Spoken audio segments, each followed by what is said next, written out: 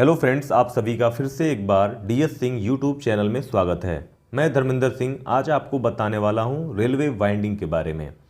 दोस्तों, अक्सर आप लोगों ने देखा होगा, जब भी रेलवे की पटरियों को आप ध्यान से देखेंगे तो दो पटरियों के बीच में जब एक रेलवे लाइन होती है तो उसमें एक सीधी लंबी लोहे की पटरी नहीं लगाई जाती है, बीच बीच में आपको ज्वाइंट देखने को मिलते हैं।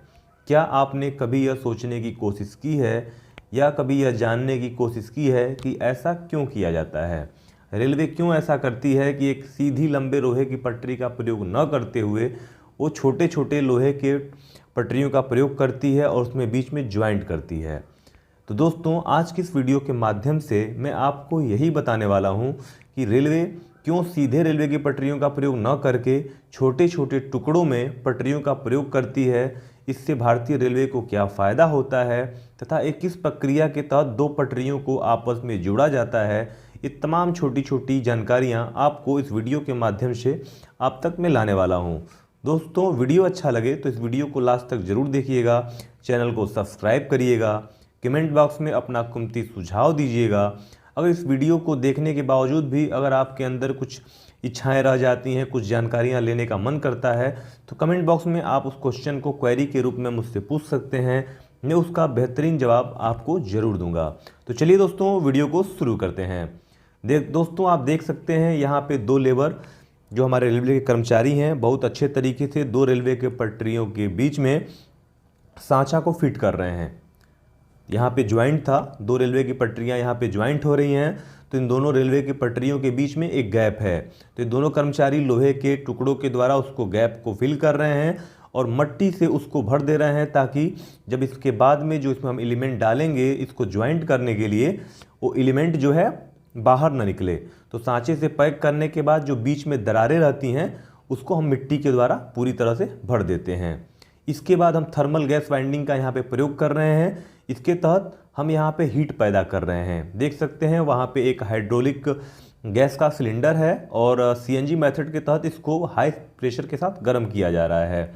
यहाँ पे जो टेम्परेचर है, क्योंकि हमारे पास में जो मटेरियल है आयरन है, और आयरन का जो गलनांक और क्वथनांक होता है बहुत ही हाई होता है, तो इसको गलाने के लिए जो इसका गलनांक है 2800 डिग्री सेंटीग्रेड के आसपास है, तो हम इस टेम्परेचर को 2800 डिग्री सेंटीग्रेड के आसपास ले जाएंगे। तो यहाँ पे आप देख सकते हैं जो गैस की पाइपलाइन है उसको हम उसमें डाल दिए हैं। अब यहाँ पे आप एक देख रहे हैं हमारे जो वर्कर्स हैं एक ट्यूब में कुछ केमिकल डाल रहे हैं। इस केमिकल में दोस्तों मैं आपको बता दूं तो इस केमिकल में आयरन ऑक्साइड Fe2O3 है प्लस एल्युमिनियम 2Al एल्युमिनियम का डाला गया हुआ है। तो इन दोनों को आपस में मिक्स करके एक बॉक्स में रख लिया गया है। अब हम इंतज़ार कर रहे हैं अपने थर्मल के प्रेशर का कि हमारा टेम्परेचर कब 2800 डिग्री के आसपास पहुंच जाता है। देखिए यहाँ पे टेम्परेचर जो है ऑलमोस्ट लोहे के गलाने वाले जो क्वथनांक पे पहुंच चुका है, और यहाँ पे हमने आग डाल दिया है अपने बर्निंग मटेरियल में। यहाँ पे आप देख सकते हैं बहुत तेज़ी के साथ बर्निंग मटेरियल आपस में अभिक्रिया कर रहा है।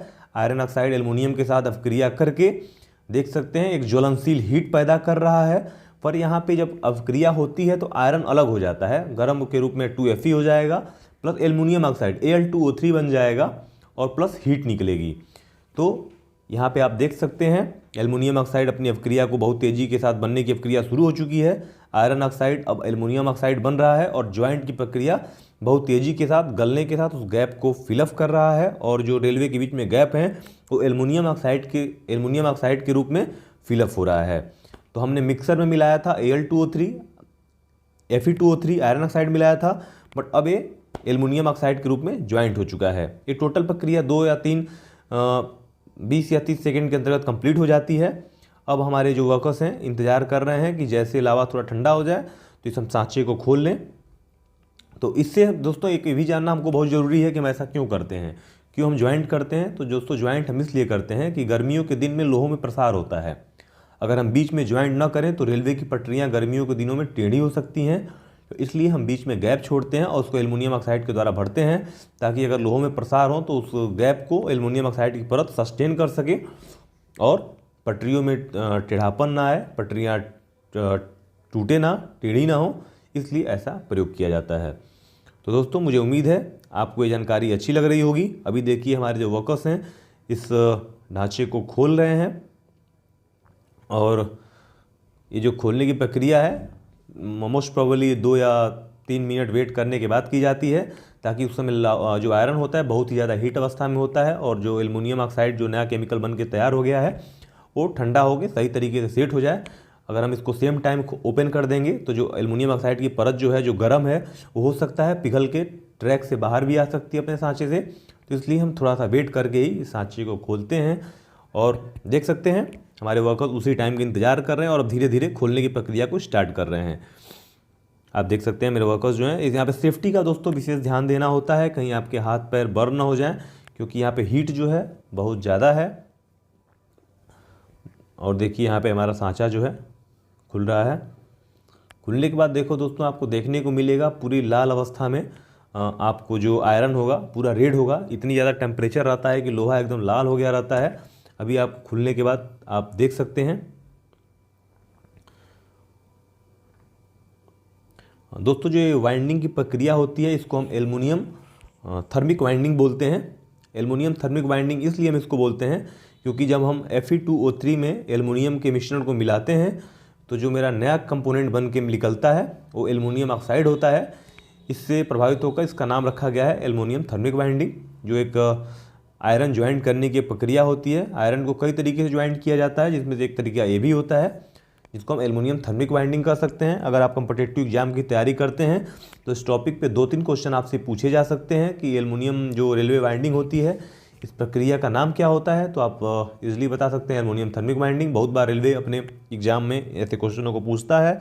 और दूसरा सबसे इंपॉर्टेंट क्वेश्चन यहाँ पे हो जाता है कि रेलवे की पटरियों के बीच में गैप क्यों छोड़ा जाता है, यानी ज्वाइंटों को ज्वाइंट क्यों छोड़ा जाता है। तो आप इसका बता सकते हैं ऊष्मा के प्रसार के कारण, क्योंकि जो मटेरियल होते हैं ऊष्मा के प्रसार की वजह से मेटल प्रसार करते हैं और रेलवे की पटरियां अगर सीधी रहेंगी तो टूट जाएंगी। दोस्तों आप देख सकते हैं जो एक्स्ट्रा मेटल है उसको काटने की प्रक्रिया यहाँ पे चल रही है। इसके लिए हमने हाइड्रोलिक मशीन का प्रयोग करेंगे। हाइड्रोलिक मशीन से हम हाई प्रेशर के साथ इसको जो ऊपर वाला मटेरियल है इसको हम कट कर देंगे। आप देख सकते हैं हमने प्रेशर दिया हाइड्रोलिक प्रेशर, जिससे जो अपर मटेरियल है वो कट रहा है।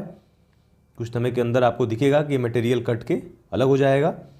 और यहाँ पे आप देख सकते हैं हाइड्रोलिक प्रेशर ने मशीन ने अपना कार्य को बहुत ही बखूबी निभाया है और यहाँ पे इस मेटल को जो ज्वाइंट का अपरी मेटल है उसको कट के अलग कर दिया है। अब हमारे जो सुपरवाइज़र हैं इसको कंप्लीट करेंगे। आज के लिए बस